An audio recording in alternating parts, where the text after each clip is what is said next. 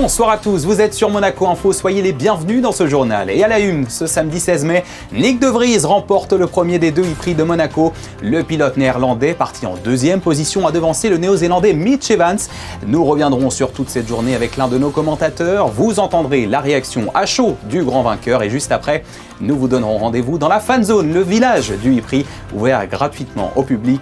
De nombreuses animations y sont proposées pour le plus grand bonheur des visiteurs. Immersion à suivre. Dans ce journal également, un chapitre institutionnel. Le président d'Interpol était en visite officielle à Monaco hier. L'occasion de rencontrer le prince souverain, mais également les acteurs locaux de la sécurité avec lesquels il a bien sûr parlé de coopération policière internationale.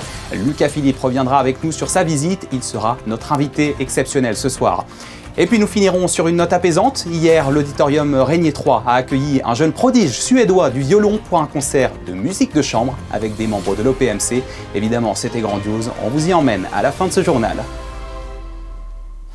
C'est sa première victoire en principauté. Le pilote néerlandais Nyck de Vries est donc le grand vainqueur de la première course du e-prix de Monaco. Juste avant de l'écouter, revenons sur sa performance et cette journée que vous avez suivie, Frédéric Elion. Oui, effectivement, Théo, il attendait ça depuis bien près de 4 ans. C'est la fin de la disette pour Nyck de Vries en Formula I. Dernière victoire, c'était au e-prix de Berlin le 15 mai 2022 et le Néerlandais a triomphé donc ici en principauté pour bien cette première des 2 manches de e-prix ici à Monaco. Parti deuxième sur la grille, Nyck de Vries a profité de la stratégie quasi parfaite de son écurie Mahindra pour donc s'imposer devant Mitch Evans qui signe un 5e podium ici déjà en Formula I à Monaco, le néo-zélandais qui réalise une superbe opération puisqu'il prend la tête du classement pilote. Et puis pour compléter le podium, un rookie, l'espagnol Pepe Martí de chez Cupra qui a profité de la pénalité de son coéquipier Dan Ticktum avec cet accrochage à quelques tours de l'arrivée. Antonio Félix da Costa, le portugais qui essaye de le dépasser, le britannique ferme la porte, accident entre les deux pilotes et donc Ticktum qui franchit la ligne d'arrivée 3e mais finalement déclassé. Première victoire donc pour Nyck de Vries cette saison et superbe opération donc pour Mitch Evans qui prend la tête du classement pilote avant la 2e course de demain. Et au terme de cette course, je vous propose donc d'écouter la réaction du vainqueur. Nyck de Vries était au micro de Gaëtan Lebrun au Mediapen. It is very special. I'm fortunate enough to call it my home as well. It's a very special place for me. I've always loved the track. Managed to win 2 times in Formula 2 as well, so to add this one is really important, and it's just great to give the reward to the team that they very much deserve. We had the pace and the energy, and that made the difference because we did the opposite of the leader, but then you're still gonna have the pace and the energy to make those kind of time difference to come out in front. And then it was important to clear Antonio quickly when he came out of the pit lane. Was stuck behind him for like a half a lap and he was out of attack and I needed to use my attack during that point. So I think those 2 points, the energy and clearing Antonio quickly and the pace in the car has been incredible today. So it's never one silver bullet. Les performances de la journée, de nombreux fans les ont suivies aujourd'hui depuis la fan zone officielle du e-prix. Installée sur le quai Antoine Ier, elle est entièrement gratuite et ouverte à tous. Sarah Incari et Alexandra Paolini sont allées la découvrir. Immersion. C'est une agréable surprise, honnêtement. Je ne pensais même pas qu'on pourrait trouver, par exemple, une Formule I sur laquelle on pourrait dessiner. Avec un ami, j'avais une team sur un jeu et du coup, notre sponsor principal, c'était Pepsi. Et mon numéro, c'est le 28 et le sien, le 95. Donc après, je vais dessiner le sien juste à côté. 20 degrés, grand soleil, ce sont les conditions idéales pour profiter de ce week-end d'e-prix au cœur de la fan zone. C'est là que tous les fans se réunissent, notamment pendant les temps morts. Cesare est venu avec son papa de Savone. Ici, le rafraîchissement se mérite.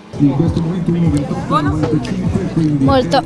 Siamo appena arrivati e mi sembra organizzata in maniera molto bene, il bimbo si diverte per cui il papà è contento. Dans un même lieu, on se divertit, on se régale et on assiste aux courses sur l'écran géant. Pour immortaliser cette journée, un passage par la boutique de souvenirs est obligatoire. The competitive and the Brazilian pilot, but is very competitive and is very fun to watch. Qu'est-ce qui se vend le plus ? Les casquettes, évidemment. Les casquettes, mais pas que ça. On a aussi les t-shirts, ce qu'on appelle les réplicas. Donc les vrais t-shirts, ceux que portent les pilotes, ceux que portent les équipes des pilotes. Tout est là, effectivement.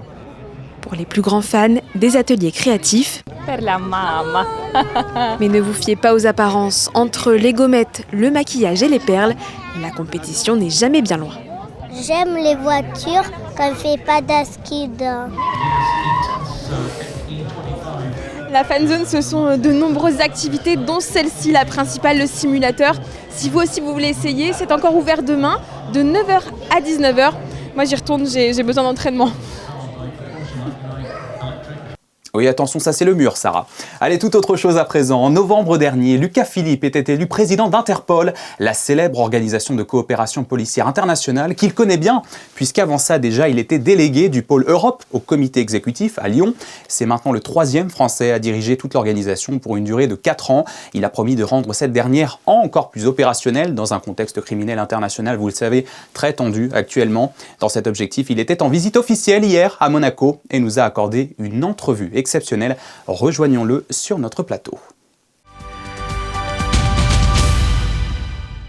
Bonsoir Lucas Philippe. Bonsoir Théo. Monsieur le Président, merci de nous accorder cet entretien sur notre plateau. Pourquoi était-il important pour vous d'organiser cette visite ici à Monaco, seulement quelques mois après avoir été élu à la tête d'Interpol ? Déjà, merci de me recevoir. Je suis à la fois très honoré et très content d'être à Monaco. Alors pourquoi je suis venu ? La réponse est multiple, mais ce qui ressort surtout, c'est que le trisaïeul du souverain, Albert Ier, est celui qui, de manière extrêmement innovante, a eu l'idée d'Interpol en fait.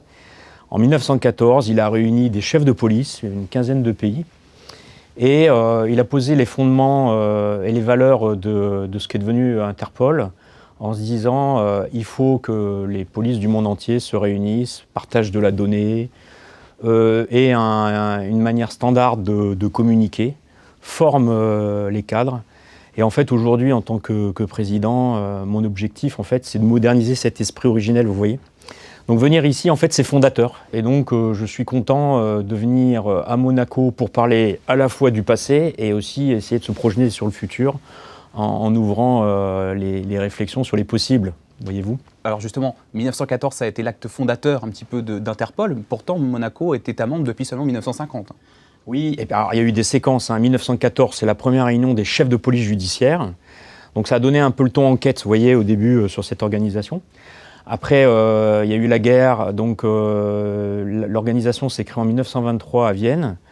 En 1946, elle vient s'installer à Paris. Donc c'est le général de Gaulle en fait qui fait s'installer le siège à Paris, et donc Monaco rejoint en 1950. Mais je dirais c'est un processus normal. Vous voyez, aujourd'hui on est 196 États membres, mais c'est une organisation qui a grossi en fonction des intérêts, bien sûr internationaux, mais aussi des intérêts nationaux. Alors justement, il y a plusieurs temps forts de cette visite. Vous avez rencontré le prince souverain en audience privée, vous avez rencontré aussi le ministre d'État Christophe Mirmont, Éric Arella pour la direction de la sûreté publique monégasque. Quels ont été les sujets au cœur des discussions ? Qu'est-il ressorti de ces discussions ? Il en ressort la volonté de Monaco d'amplifier sa participation. Monaco est déjà très actif, parce qu'il y a aussi cette culture de l'international qui est dans l'ADN même de la principauté. Donc je dirais que c'est un avantage gagnant, enfin c'est du gagnant-gagnant, parce que plus Monaco donnera, plus Monaco recevra. Donc on a discuté un peu d'un business model qui prend en compte, je dirais, des valeurs, bien sûr aussi l'état de la menace, avec une géopolitique qui s'est fragmentée, la géopolitique s'étant invitée d'ailleurs dans les sujets de police, et puis aussi de la technologie qui vient augmenter notre capacité. Et donc, moi, je suis aussi venu féliciter Monaco sur son engagement. Donc, Monaco participe activement. Monaco déploie aujourd'hui un nouvel outil d'intelligence artificielle qui semi-automatise les échanges de données, vous voyez, par exemple. Monaco va rejoindre l'Académie mondiale d'Interpol, qui est une très belle, on va dire, une université du savoir policier en mode physique et hybride, qu'on organise depuis notre base de Singapour. Et donc, Monaco participe de manière structurelle et fonctionnelle à la montée en puissance de cette organisation, qui est une organisation de police. Interpol s'est bâti sur un art de la structuration de la donnée. Donc, on a 19 bases de données, qui sont des bases de données thématiques, Par exemple, vous avez des bases de données sur les ADN, vous avez des bases de données sur les véhicules volés, sur les documents perdus, sur du terrorisme, etc. Donc tout ça, ça se calque, je dirais, sur les grands phénomènes criminels. Et puis, c'est une maison aussi qui se parle beaucoup. Donc il y a toute une ritualisation des rencontres, avec une assemblée générale où on décide et on vote. Vous avez des conférences régionales où par région, les pays travaillent sur leurs sujets d'intérêt. Et donc tout ça, en fait, c'est un environnement qui partage du savoir et qui aussi fait des opérations. Donc on fait des opérations massives. On a beaucoup de projets, une cinquantaine, qui permettent en un clic à la fois d'accéder aux données et de faire une opération sur le terrain, sur un sujet par exemple les fraudes en ligne, l'année dernière 450 milliards de pertes. Donc on se crante sur des sujets, je dirais, qui viennent perturber la vie des gens, des sociétés, bien sûr en lien avec le droit national des pays, et puis aussi des grandes règles de droit international. Mais la beauté, c'est que même quand la géopolitique est perturbée, les 196 États membres, garant d'une neutralité qui est notre signature, continue de se parler. Et ça, c'est puissant. C'est de la diplomatie technique. Absolument, c'est ce que vous êtes venu justement témoigner, oui, illustrer ici à Monaco. Mais justement, Monsieur le Président, on observe aujourd'hui une recrudescence, une explosion des phénomènes de cybercriminalité liés aux crypto-monnaies, de narcotrafic. On ne sait plus vraiment où donner de la tête. Quelles sont vos priorités aujourd'hui pour gérer tous ces phénomènes-là, pour les contrer ?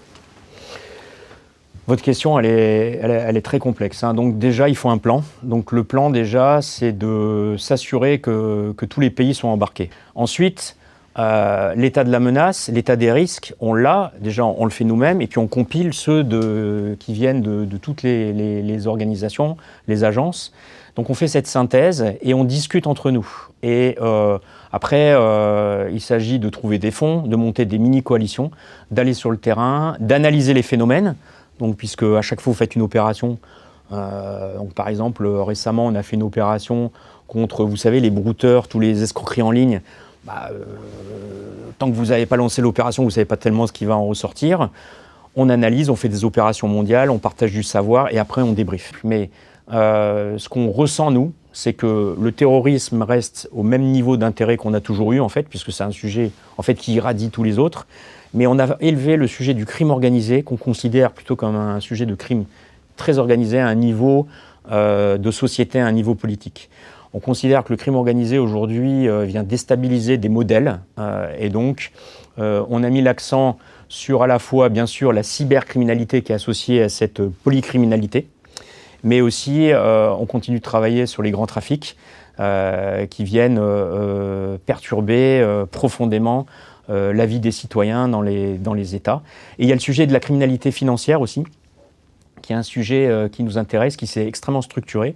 Et par exemple, récemment, on a lancé une nouvelle catégorie de notice. On connaît bien la notice rouge, mais on a lancé la notice argent, qui est, sur le modèle de la notice rouge, un outil qui permet de collecter du savoir et d'agir en temps réel, voilà, entre États membres. Et donc, conclusion, Monaco peut être un partenaire stratégique dans les opérations d'Interpol aujourd'hui? Non, Monaco ne peut pas être... Monaco est un partenaire stratégique.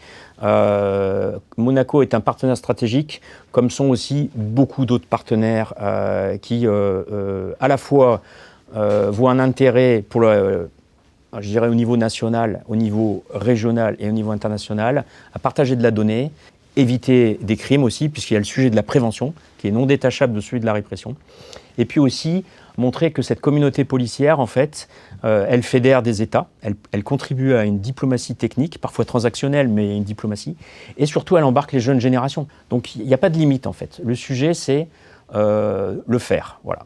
Merci beaucoup, Lucas Philippe, président d'Interpol, d'avoir répondu à nos questions ce soir sur notre plateau, en marge de votre visite officielle donc à Monaco ce vendredi. Merci beaucoup. C'est moi qui vous remercie. Voilà pour cette entrevue enregistrée hier. Traversons l'Atlantique maintenant. Comme chaque samedi, c'est l'heure de la chronique US de notre correspondant qui nous emmène exceptionnellement aujourd'hui au Québec. Le Canada entretient aussi des liens diplomatiques et économiques avec Monaco. À Montréal, c'est Bita Catalan qui représente la principauté. La consule honoraire au CV impressionnant porte des projets déjà très ambitieux axés sur l'environnement, la technologie et même en lien avec l'industrie aérospatiale.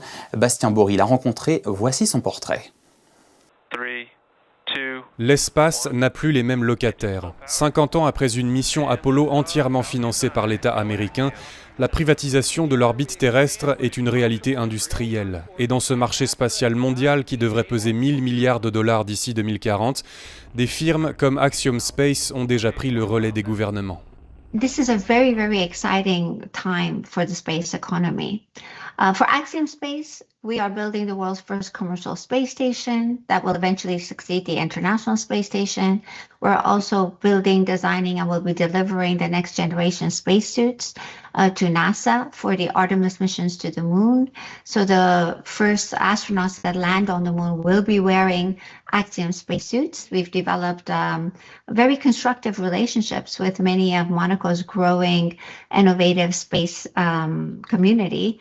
And this really reflects the trend that space is no longer reserved for major powers only, that many countries of different sizes can contribute meaningfully through innovation, investment, research, strategic partnerships, and niche expertise that Monaco actually has, and participate in this exciting era of this new space economy.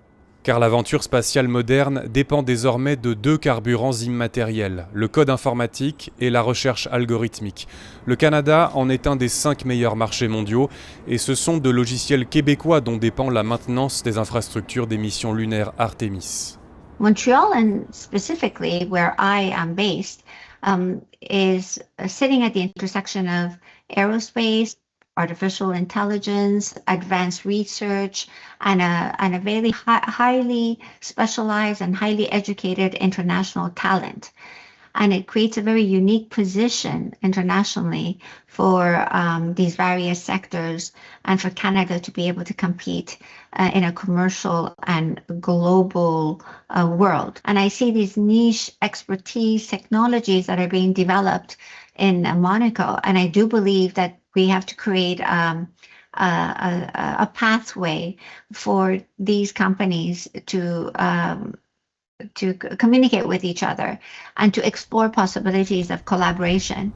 Rattrapé aujourd'hui par l'impact environnemental de ces filières extractives, le Canada cherche sa rédemption écologique en décarbonant son vaste secteur industriel. Une transition sur 25 ans à laquelle Bita Catalan contribue via la firme Wealth en finançant l'exploration des métaux rares nécessaires à l'économie verte. A green economy that we talk about, it really relies on the technologies that are associated with responsible resource development so that you can scale those projects. So without access to copper, lithium, battery metals, uranium, and all these critical minerals, you can't really create a sustainable future, and you can't complete that transition to a green economy. And part of the work that we do, which sits at the intersection of finance and natural resources and long-term strategic infrastructure, is focused on attracting international capital and connecting this international investors with strong Canadian assets and their management teams. De sa collaboration avec l'UNICEF à sa récente nomination à la tête de la branche canadienne de la Fondation Prince Albert II, la consule honoraire de Monaco à Montréal fait ainsi de la diplomatie par la philanthropie à l'heure où le mécénat international tente justement de compenser le retrait des États-Unis de programmes environnementaux majeurs. When I get up every morning, I'd like to see how can I support whether it's my local community, whether it is my colleagues at work, can I connect them to another organization or another group of people that could provide them support in their projects? I always wanted to make a difference. I know it sounds cliche, but that was how I was raised by my father, who was a unique individual, who was he believed that if we were given a fair share in the world, we have received more than we should have. Un constat brut, à l'échelle d'une planète où la moitié la plus pauvre de l'humanité ne détient que 2% du patrimoine mondial. Revenons à Monaco, où l'espace Saint-Antoine accueillait hier le 3e tournoi international organisé par l'AS Monaco Lutte. 8 nations étaient représentées pour cette journée de compétition marquée notamment par la présence du prince Albert II, mais également d'une légende de la discipline, le quintuple champion olympique Mireille Lopez. Retour sur l'événement avec Gaëtan Lebrun et Hugo Comasa. Plus d'une centaine de combattants représentant la France, l'Italie, la République tchèque, la Moldavie, l'Allemagne, la Suisse, la Serbie et bien sûr Monaco étaient réunis sur les tatamis. Jeunes talents et athlètes confirmés se sont affrontés pour une journée de compétition devant un public venu nombreux assister à cette compétition, devenu un rendez-vous important pour la discipline en principauté. Le âge, c'est 8 ans jusqu'à 20 ans. Il y a par catégorie, c'est 10 catégories par chaque âge. On espère beaucoup avoir des médailles parce que nous sommes exprès et s'entraîner des années pour avoir le meilleur résultat. J'espère avoir première place par pays. On espère beaucoup. Sport olympique parmi les plus anciens au monde, la lutte continue de se développer en principauté grâce au travail de l'AS Monaco Lutte et à l'engagement de son président. Aujourd'hui, on a 20 ans. Cette année, on va avoir 20 ans depuis que la lutte existe à Monaco. Et c'est un jubilé très important pour nous. Et on a dépassé plus de 100 licenciés à Monaco. C'est un très bon résultat et on continue à travailler pour bien progresser. Parmi les invités présents, son Altesse Sérénissime, le prince Albert II, mais aussi Mireille Lopez, véritable légende de la discipline.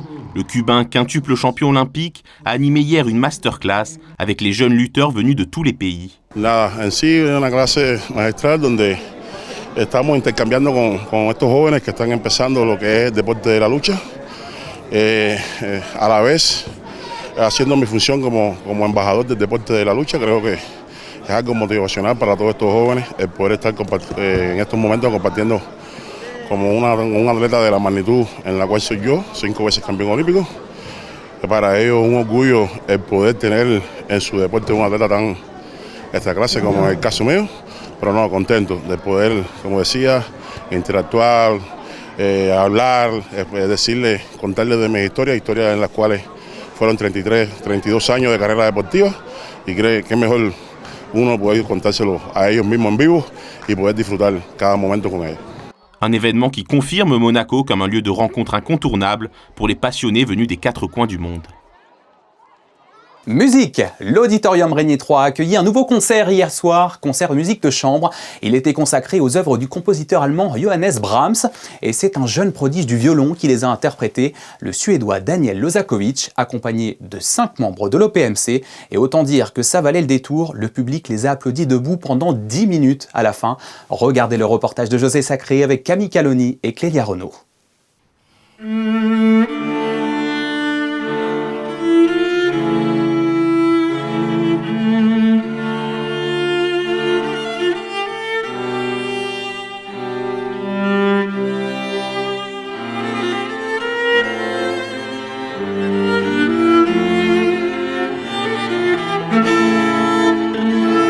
Cette musique a été choisie par le cinéaste Louis Malle pour son film Les Amants.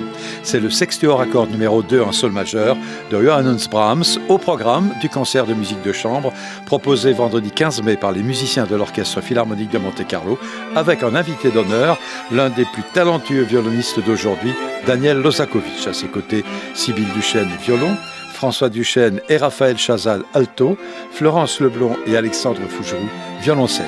On a une star avec nous aujourd'hui. On est content d'avoir Daniel qui vient rejoindre la bande des musiciens de l'orchestre. Et voilà, ça va faire un concert un peu original pour nous. I for sure wanted to experience more together with such wonderful musicians, and we are now very good friends, and we have played so many different repertoires that to experience a repertoire that is not very usual in the programs. And this is, I think, is one of the greatest music of Brahms in general. And to do this, to work together and find new secrets and find new emotions from Brahms, it's always a really a true gift, and to be with such musicians that love music together.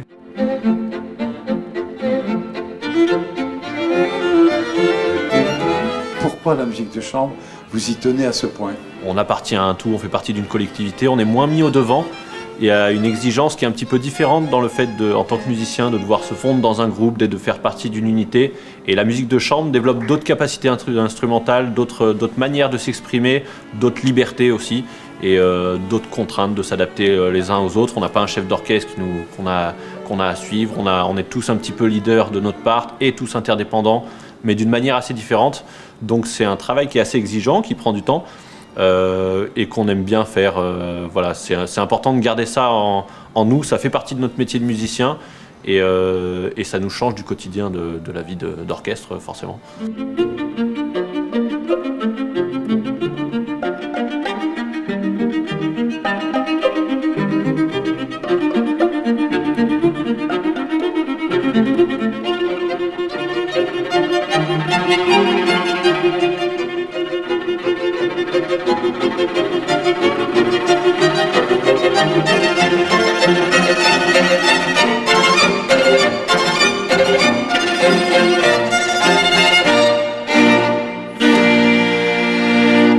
Le public, totalement conquis et debout, a applaudi longuement ce concert de musique de chambre d'exception. Magnifique. Et avant de refermer ce journal, regardez ces images. Après le rouge pour la Vuelta, le Palais Princier s'est paré de bleu hier soir. Une couleur qui symbolise celle de l'Europe et donc, vous l'aurez compris, de l'arrivée de Monaco à la tête du comité des ministres du Conseil de l'Europe. Le passage de flambeau avec la Moldavie avait lieu hier et la prise de fonction officielle se tiendra lundi. Nous suivrons évidemment les dossiers portés par la principauté avec grande attention dans ce journal. Voilà, c'est tout pour aujourd'hui. Dans un instant, vous retrouverez Sarah Nkari pour vos prévisions météo. Demain, ne manquez pas le début des essais qualificatifs du e-prix dès 10h30 en direct sur Monaco Info avec Frédéric Elion et Franck Philippe au commentaire. On se quitte sur un retour en images du meilleur de cette première journée de course. Les photos sont signées Stéphane Dana. Merci de nous avoir suivis.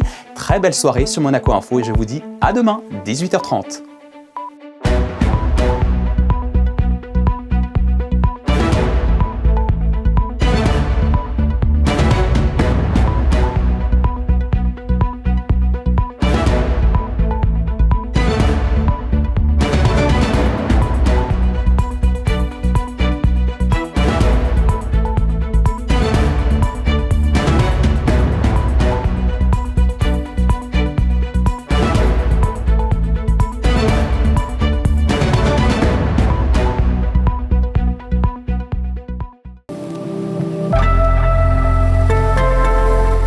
Bonsoir à toutes et à tous. Demain, la course du e-prix devrait se dérouler sous le soleil. Hormis quelques passages nuageux dans la matinée, le temps sera globalement agréable. Côté température, le thermomètre affichera jusqu'à 13 degrés le matin et jusqu'à 18 l'après-midi. Les conditions idéales en tribune. Une petite pensée ce dimanche au Pascal, ce prénom qui signifie relatif à Pâques, a connu un boom dans les années 60. Voilà pour l'anecdote. Passez une très belle soirée avec nous sur Monaco Info et à demain.